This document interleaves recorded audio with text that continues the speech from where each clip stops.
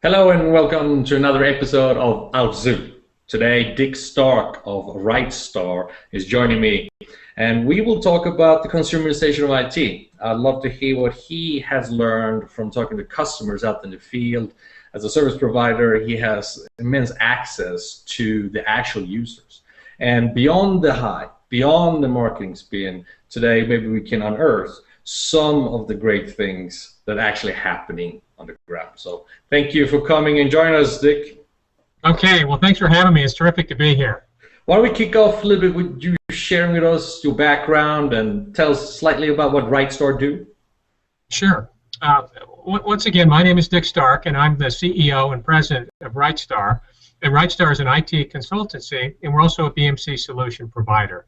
We're going to be 10 years old this coming August, so we've been in this space for a long time. We're focused really exclusively in service management or with service management, and BMC happens to be a big part of what we do. And you spend a lot of your time out in the field talking to customers and so on, and getting a gauge of where they stand. And one thing that truly interests me is when you talk about consumerization, or when customer talks about consumerization, and the whole modernization of IT and a greater user experience, and these key terms, what do they mean? What do they expect? Are they on board with this? Is this actually happening out there right now? Well, they're certainly trying to get there. We have a couple of examples that I can give you, and I was down, and actually today I met with a CIO and a CTO of an organization. It's a Washington, D.C. based government agency, pretty good size, medium size. They have about 100 people in IT, and we're just finishing up a change management job for them. So I spent a little bit of time to, and of course, talk to them about this. And the whole idea is to try to improve the user experience somehow.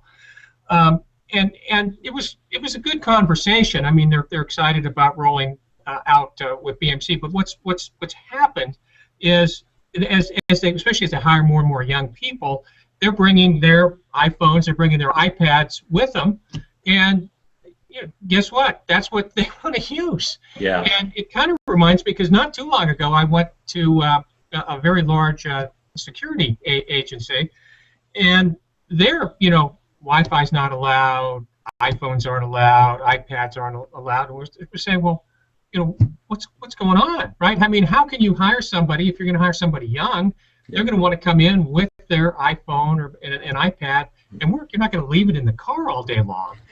But they said, well, we get that, but we're just going to have to figure out how to change, because that's what the consumerism of IT is all about. I mean, we're a small company for crying out loud, and we don't provide cell phones or iPads or anything like that to employees anymore.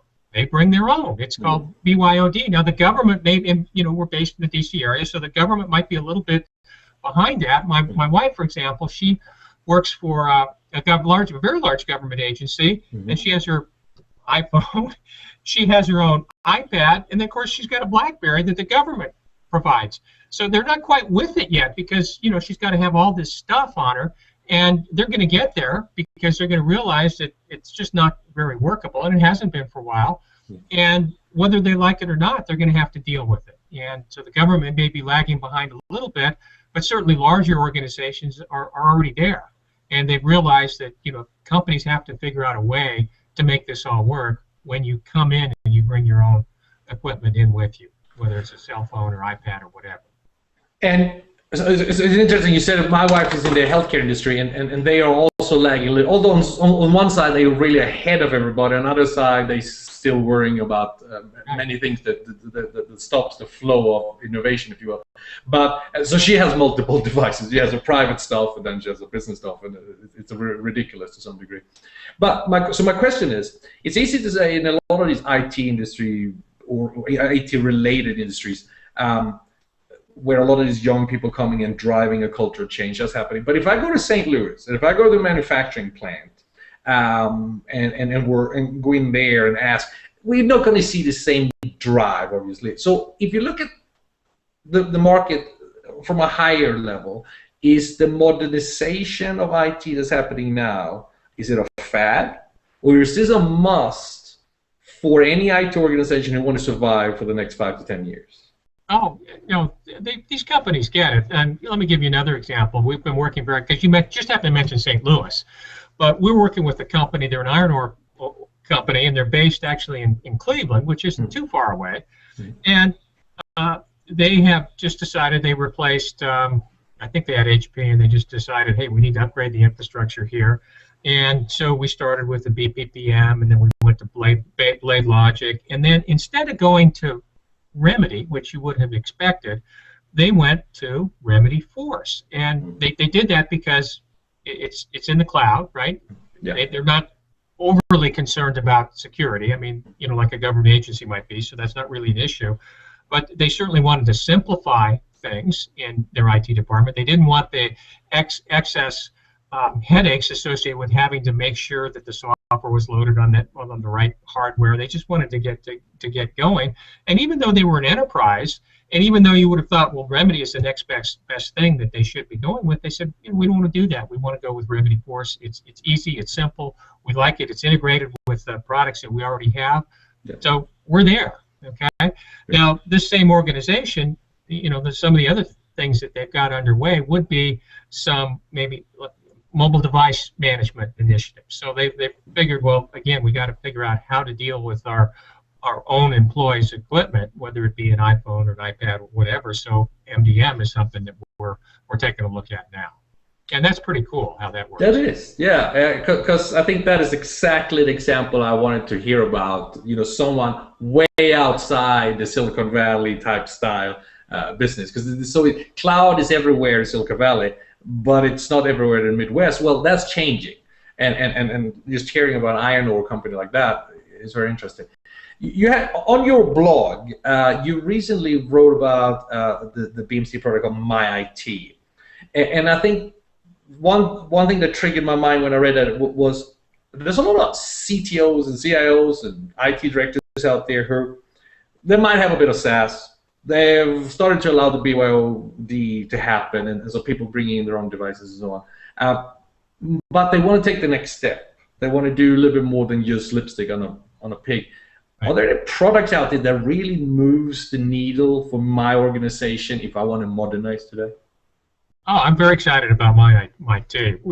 We just did a cruise on the Potomac, and we do this every year, and we had Jason Fry out there. It was just last week, and Jason was on the boat, and so he talked about MyIT, and then he passed around a number of iPads, and so people were very excited about this. And then subsequent to that, I had met with actually this was another customer that we're working with, and they just rolled out Remedy, and so well. I mean, they had Remedy for a while, they just upgraded, but one of the things that they were very interested in was MyIT. And the reason they were is because of its simplicity.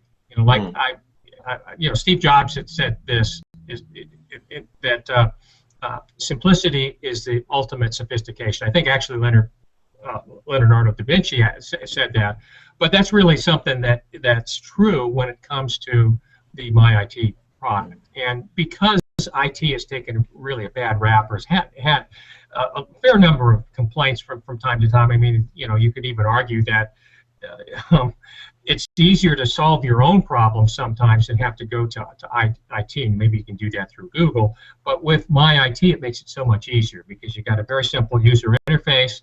You got a capability to submit a ticket. You got maybe make a point with the Genius Bar. You can search the knowledge base. And since it's GPS enabled, then, and I like to talk about this because today when I went down for this presentation, we were in one of these nice expensive conference rooms, and they had speakers and they microphones and very high tech, and I could see, well, how on earth, if you were just in here for the first time and something went wrong, what would you do? Well, if you had MyIT, you could pop up your iPhone and it would figure out where you were based upon the GPS coordinates, and you could get some instructions as to what to do to try to figure out, well, how do I connect to the projector, or how can I get this microphone to work that's in front of me? And that's just one example, and I think that CIOs are really going to be forced to do something like that, because otherwise they're not going to get much usage out of the system that they have. So they're going to have to say, okay, well, what can we do to make the whole end user experience so much easier? And I talked to this other CIO, and he was very interested in my IT for that very reason. You know, he wanted something that was new, that was exciting, and that really improved that whole experience with the consumer. Now it's interesting to hear that people really gravitated so quickly around this tool that is quite simple. It's a mobile app that is a composite app that aggregates information from various sources. It doesn't have to be Remedy or BMC. You could technically run HP, a bit of business objects, and a sprinkle of SAP on it eventually. Do you think these type of modern tools, MyIT being one of them, social media in general, and so on, it's here to stay, and the question is now, how quickly do we integrate it into our business operations? Is that where we stand right now, do you feel? Oh yeah, no, I think that's important, and even here, where let's say somebody's a little bit slow to embrace iPhones, or like I was down at the Pentagon not too long ago. We're working there with the Air Force, and so we talked about MyIT, and they said, well, we love it, except we don't allow wireless here. Okay, so that's probably not going to work too well with MyIT. But the good news is that there is a desktop interface, so that they can do the same thing, except they can use their desktops. So why not, right? Why not? Because it's a quick win. It goes in, very quickly. Where I was today, for example, we just did change management, and they spent a lot of time on changes. The process was new, and service management can be a little bit overwhelming sometimes if you're trying to integrate incident, problem, configuration management, and change management all together. And to make that work well, it doesn't happen overnight. But MyIT is not like that. If you wanted a quick win, you could put it in and hit the button, and you pretty much be done. And you could get some very rapid return on your investment here. But more important than that, it's the customer satisfaction angle, I think, because people would say, hey, this works great. This is just what I was looking for. Yeah. So that's something that I think is really exciting here.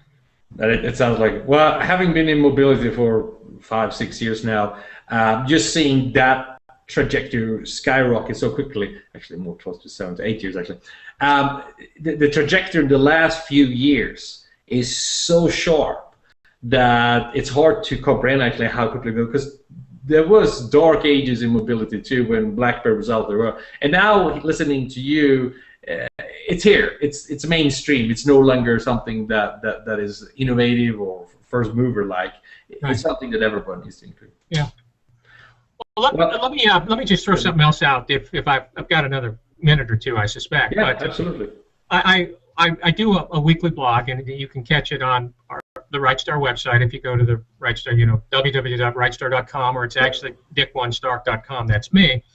But anyway, I like to read a lot too, and so I'll do a weekly blog, typically on something that's service management related. But the last one that I just did, you can catch it. But anyway, the blog is entitled "The New Digital Age," and it's essentially a book report with the same title, okay? And it was by Eric Schmidt, okay, and Jared Cohen. And everybody, well, maybe not everybody, but most people have heard of Eric Schmidt. And I got to meet him a very long time ago when he was out at Sun, and now he is the I believe the chief executive, or he's the executive chairman, I should say, at Google. Okay, yeah. So very big name, obviously, in Silicon Valley, and of course you could argue that this book, which really covers a lot of stuff, it's not just about innovation, but it's also about the way that technology and diplomacy intersect. So there's stuff in the book about international law, censorship, terrorism, and especially cyber terrorism. It's kind of like